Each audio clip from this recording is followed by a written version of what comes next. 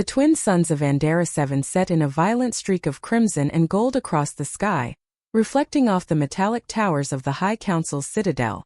Zaya and Leora, identical in appearance yet polar opposites in temperament, stood silently before the council, their translucent hair shimmering like liquid mercury. They had been summoned not for honor, but for punishment. For your recklessness, intoned the eldest counselor, a being whose eyes burned like molten silver. You are hereby exiled to a primitive planet, one teeming with unpredictable life and unrefined intelligence. You will remain there until you have demonstrated understanding, empathy, and restraint. Zaya's jaw tightened. You're sending us to Earth? Primitive humans. Her voice carried the defiance of someone who had never been denied before. Leora, calmer and more cautious, simply bowed her head. We have no choice. And with that, the sisters were flung into a stasis pod that would deliver them to Earth. A world of blue oceans and green forests that Andarans had long dismissed as chaotic and irrelevant. The first shock was gravity. Their bodies, designed for the low-density air of Andera 7, collapsed under Earth's pull. Zaya staggered as Leora steadied her. It's heavier, Zaya grumbled, her pride bruised more than her body.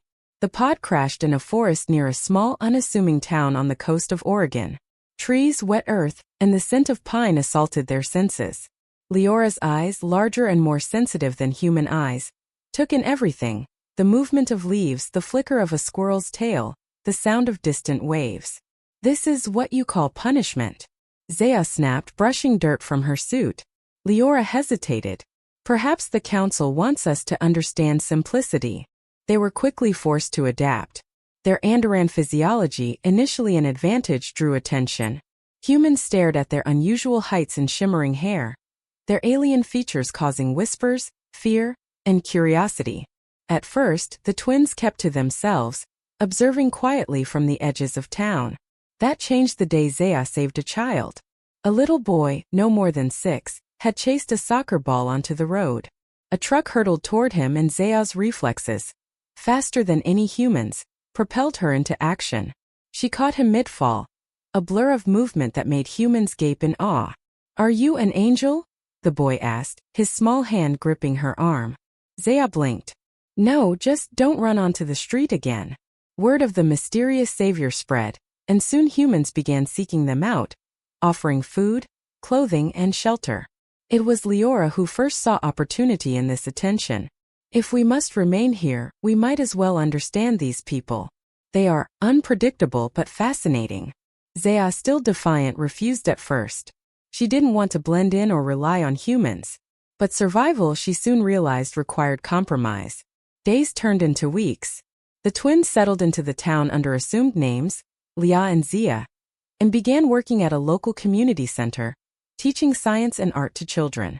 Leora was patient and gentle, quickly forming bonds, while Zaya struggled, her fierce pride making her wary of human emotions. It was during one of these sessions that they first encountered human men who would change their understanding of love. Ethan, a local firefighter, noticed Zaya first. He had been volunteering at the center, helping with repairs, and something about Zaya's awkward interactions drew him in. She was fierce, impatient, and yet remarkably protective of the children. You don't have to do this alone, Ethan said one evening, handing her a cup of water as she finished setting up art supplies. Zaya froze, unused to kindness without expectation. I'm fine. Ethan smiled, patient. You don't have to be fine all the time. It was a simple line, but it lingered in her mind. For the first time, Zaya felt a flicker of curiosity. Could she trust a human? Meanwhile, Leora had become friends with Alex, a young botanist passionate about restoring local habitats. She admired his quiet dedication and the way he seemed to notice the smallest details, the way a leaf curled or how a bird built its nest. Leora, attuned to subtleties, found herself drawn to his gentle nature. The first winter brought unexpected challenges. Snow blanketed the town, freezing pipes and isolating people. One night, a pipe burst in the center, flooding a storage room. Zaya and Ethan worked tirelessly, moving boxes and furniture, their hands brushing, hearts racing in silent acknowledgement. Leora and Alex worked outside, laying down salt and sand, laughing despite numb fingers. The twins began realizing something the council hadn't anticipated. Human resilience and kindness were contagious. Earth was teaching them humility, patience, and empathy. Everything they were supposed to learn. But not everything was easy. Humans were fragile, prone to fear, and often cruel when confronted with the unknown. Rumors began circulating about strange girls who glimmered unnaturally, who weren't like the rest of them. A local reporter, hungry for sensation, started asking questions. Zaya's patience snapped. "We are not here to be studied," she shouted one evening at a town hall meeting. Her voice amplified by the alien resonance only humans with certain implants could hear. The crowd recoiled, some terrified, some mesmerized. Leora gently touched her sister's arm. "Zaya, anger will not help. They need to understand, as we need to understand them." It took time, but slowly humans began to accept them. Not as monsters, not as gods, but as part of their community. Children played with them openly, adults sought their advice, and the twins began to understand the joy of connection, the warmth of mutual trust. Romance, however, was a more complicated lesson. Zaya and Ethan's relationship developed in bursts of intensity. One evening, after rescuing a kitten from a tree, they found themselves sitting on the roof of the community center, snowflakes drifting lazily around them. "You're different," Ethan said softly, breaking the silence. "But I like different." Zaya's gaze met his.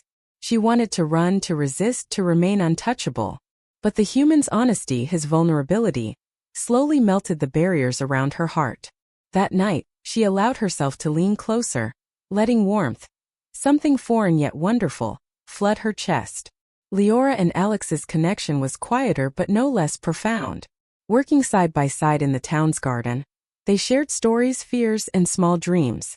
One evening, Leora found herself brushing snow from Alex's shoulders, their hands lingering.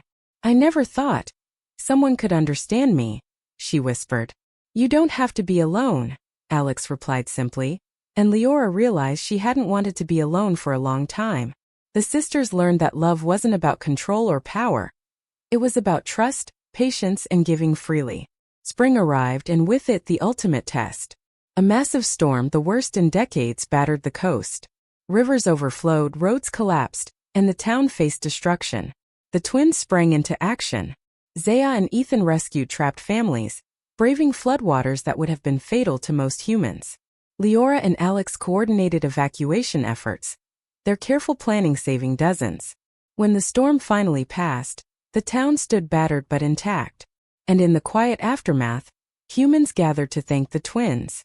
Children hugged them, adults shook their hands, and for the first time Zaya and Leora felt fully home. It was then that the council's transmission finally reached them. "Twins," the voice boomed through their heads. "Your punishment term is over. Return to Andera 7 immediately." Zaya looked at Ethan, who had been watching the skies with her. "I don't want to go." Leora's hand found Alex's. "Neither do I." The council's voice was stern. "Return is mandatory. You may not refuse." But the twins hesitated, realizing something fundamental. They had learned more from humans in a single Earth year than decades on Andera 7. Love, trust, community. These were lessons no council could truly teach. When the council arrived in person, they found the twins standing before a town united, humans and aliens together. Zaya stepped forward. "We have learned our lesson," she said. "But our place is here, among those who need us and whom we have grown to love." The council, observing the town, saw resilience, kindness, and ingenuity, qualities their rigid structure often overlooked. After a tense moment, they withdrew, muttering about anomalies in the learning process, and left the twins on Earth. Years passed. The town thrived, aided by Zaya and Leora's alien abilities and guidance. Ethan and Zaya built a life together, raising children who were fascinated by both human curiosity and alien logic. Leora and Alex restored the local forests, their love flourishing amid greenery and sunlight. The twins often laughed about their punishment, realizing it had been the greatest gift imaginable. Earth had tested them, shaped them, and ultimately given them something no council could ever dictate: choice, love, and belonging. Zaya, standing one evening with Ethan as the sun set over the ocean, whispered, "Maybe punishment isn't about restriction. Maybe it's about discovery." Leora, walking hand in hand with Alex through a flowering meadow, smiled. discovery, and love. And in that moment, the two alien girls who had come to Earth as punishment found something far greater than obedience. They found humanity.